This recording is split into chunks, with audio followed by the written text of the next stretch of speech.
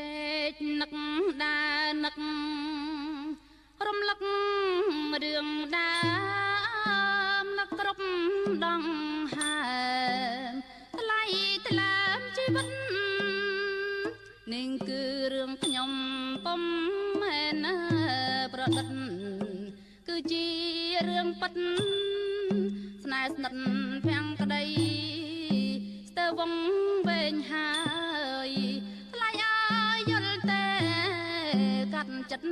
ខ្មាំងគេព្រោះតែភាំងក្តីសូមទេវតាជួយជាសាំងសៃជួយប្រាប់ប្រងថ្លៃថាស្រីនឹកណាស់ហើយថាស្រីនឹកណាស់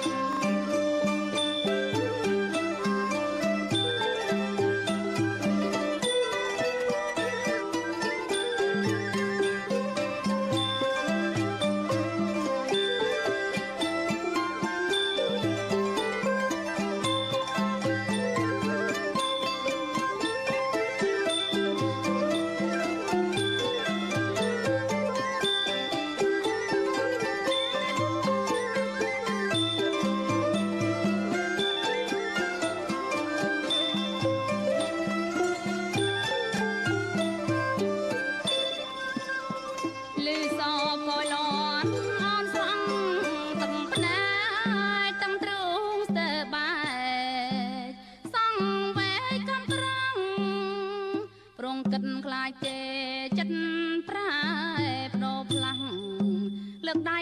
បន់ព្រះសូមជួយខ្ញុំផងស្ទើរឈួតហើយខ្ញុំត្រូវសន្តំស្នេហ៍ចិត្តនឹកតែគេទ្វេមួយ10ដងសូមអង្គអិនព្រំលោកជួយខ្ញុំផងដួងចិត្តស្នេហ៍ស្នងបងលោកអង្គវសាន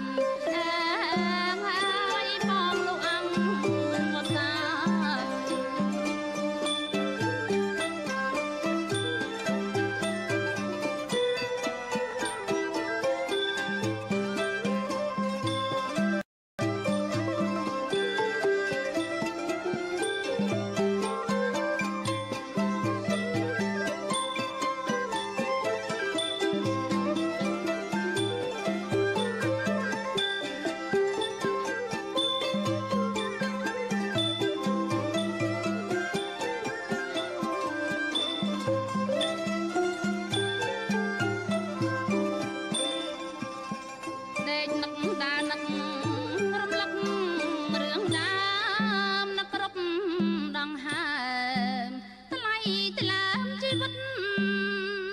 នេះគឺរឿងខ្ញុំ